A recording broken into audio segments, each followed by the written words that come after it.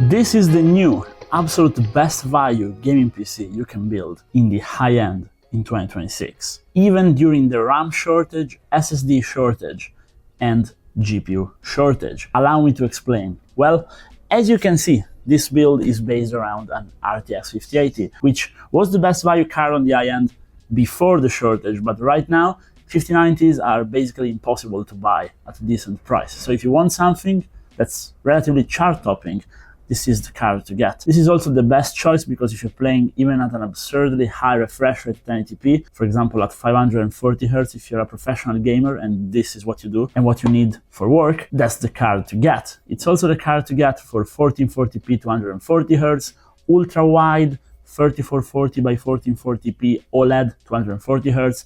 That's the way to go. However, everything around it changed, starting from the CPU, because today we're using the newly released Ryzen 7 9850X3D. And that's the best CPU you can buy currently at the high end. I'd argue it's also the best value on the brand new segment, just by how much faster it is from Intel competition, unless you spend weeks tweaking your Intel CPU and get 8000 MHz speed RAM, which is very hard to get. And it's also worth the price difference on the brand new market compared to the previous Ryzen 7 9800X3D. It's also a lot faster, a lot better of a choice compared to the 9950X3D, simply because it doesn't have the latency between CCDs, and that's still noticeable in the 1% lows. Now, even if this is the best CPU on the market, you don't have to get the best motherboard and spend a lot of money for it. A very average B850 is going to be all you need. So today I went a little bit overboard. I got an Asus TUF B850 Plus Wi-Fi because I wanted the Wi-Fi, Bluetooth, and I also wanted the very good software from Asus in the BIOS to control the fans. It's also very good for overclocking. So I spent a little bit more. But even if you get a very cheap B850 or B650 even from AliExpress, you're gonna get the exact same performance as this, and your GPU is still gonna run. And if you are not planning on running like 3 Gen 5 SSDs, which nowadays would probably cost more than your GPU, this is the best thing you can do. RAM and SSD, okay? I went with expensive stuff here, but simply because Kingston somehow is still delivering some very good products. And I got some Kingston Fury 48 GB, 8400 MHz RAM. That's probably the best RAM they make. And since all the RAM is expensive, you will find there is less difference between a very average kit of RAM and a very expensive kit of RAM. So if we have to overspend either way, we may as well get some good products while doing it. So I got this. This is insanely good, very premium to the touch, and also in terms of settings. If you get this kit for Intel, your CPU is gonna go so much faster, it's insane. And if you get it for AMD, you can spend some time tweaking. I also made a full guide about it, and you will get your money's worth in terms of performance. I also went with a 1TB Gen 5 drive because, hey, we're building a high-end system and it supports Gen 5. Sure, if you're only gaming, not doing any kind of editing, decompressing work, Gen 4 also is gonna be fine, but a very good Gen 5 drive is this Kingston Fury unit I got here in a 1TB version because you don't wanna go broke, but it's still very good. Now, to cool all this thing, even though the 5080 we got from Gainworld, this Phoenix model is surprisingly cool, and actually topped out at 60 degrees in Firestrike. I will give you a little spoiler of the benchmarks. I mean, check this out. Both the CPU and the GPU are running very cool and quiet. Now, of course, they're both running at stock in those benchmarks, but we can actually make them about 30% better combined if we spend some time doing some undervolting and overclocking, as I show in tutorials on the channel. But I always test stock performance because I think it's more interesting for the average person, even though you guys watching shouldn't be average because you're watching my channel. We went with Geometric Future for both the case and the cooler. Now, the case is the Geometric Future M5 with glass panel. I tried the white M5 mesh previously on the channel and I absolutely love that case. And it turns out even the glass panel option really isn't much worse in terms of airflow, and it has all the benefits of the mesh model we previously saw in terms of being very easy to build. All the fans are daisy chained already. The cable management is basically done by itself. It has a dual chamber compartment for the PSU, which I liked a lot, and it is perfect if you're going with also a Geometric Future all-in-ones, and they are so cheap.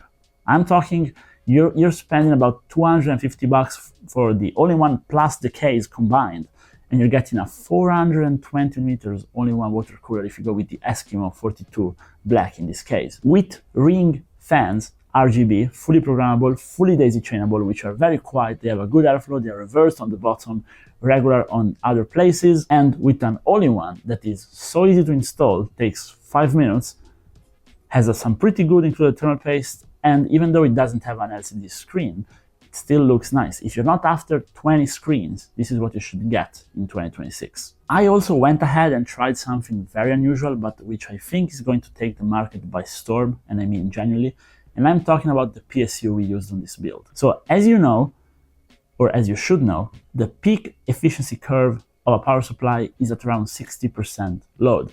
That means if you're getting a 1200 watts PSU like we have here today, ideally your PC should consume on average about 600 watts if you want peak efficiency. Now there's nothing bad if you consume 70 or 80%, let's be clear, but you stress your power supply more than needed. So especially if you're going with some power hungry GPUs like the 5080 or nice Ryzen CPU and you're gonna overclock both of them, it's good to have some extra headroom. Also, that's gonna translate into lower bills, but also it's gonna give you better overclocks. This is very underrated. If you get a platinum power supply, you're gonna be able to get a few extra millivolts both on the CPU and on the GPU because the voltage is gonna be a little bit more clean.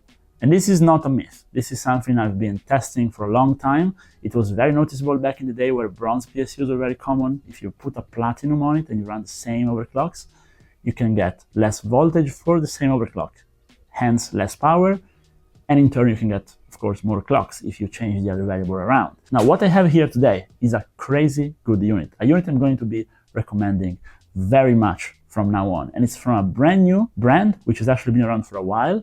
Okay, but they now started to get into direct distribution, and it's an OEM. What does it mean they are an OEM? It means they're producing the power supplies. Most power supplies you see on the market, they aren't being produced by the company you're buying it from. They all buy it from the same OEMs, Seasonic, Superflower, and then they rebrand it as Corsair or any other brand. So very often you're also buying the same PSU under different naming schemes, but this is a brand new product that they specifically are making, and it comes with sleeved cables, flat white cables I should say, which looks very nice. It even has a white power cord, which is nice, and they give you stuff to cable manage inside. The packaging is very minimal, but it's because they spent all the money on the PSU, and you can get this 1200 watt 80 plus platinum PSU with 10 years of warranty for the price you would pay generally for an 80 plus gold unit. And this thing is insane. It weighs a lot, it also looks very good. This is 10 out of 10. If you follow my channel, you know I rarely talk like this about a piece of hardware, and I'm not being paid to talk about it, but this is amazing. I fully recommend you guys get some. I think they're gonna destroy the market for power supplies currently. I think all the other brands are in a very tough spot since they are available on Amazon for those prices. And that's why if you're building a high-end PC in 2026, this is one of the things you should get. This is a best buy right there. 1200 watts unit, it's the best. I want to try the rest of the lineup as well, but currently this really impressed me. Now with that said, what can you do with this PC? Well, I will show you quickly a few benchmarks. A little Firestrike here, which I showed you before, little CPU-Z, Apex Legends maxed out at 1440p, 300 FPS. I mean, all the stuff you can expect if you're dropping this kind of money on a PC like this. This is a PC you should ideally be able to put together for around 3 grand, but currently due to inflated pricing, I think you're gonna be a little bit over that.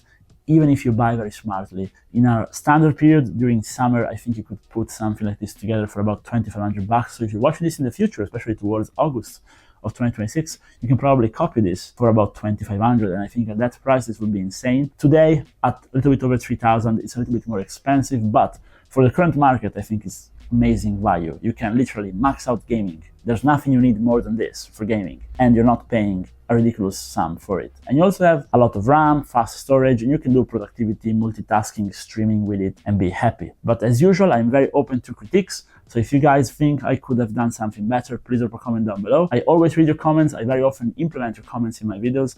And if you watched the video this far, drop a like and subscribe. See you guys in the next one. Bye bye.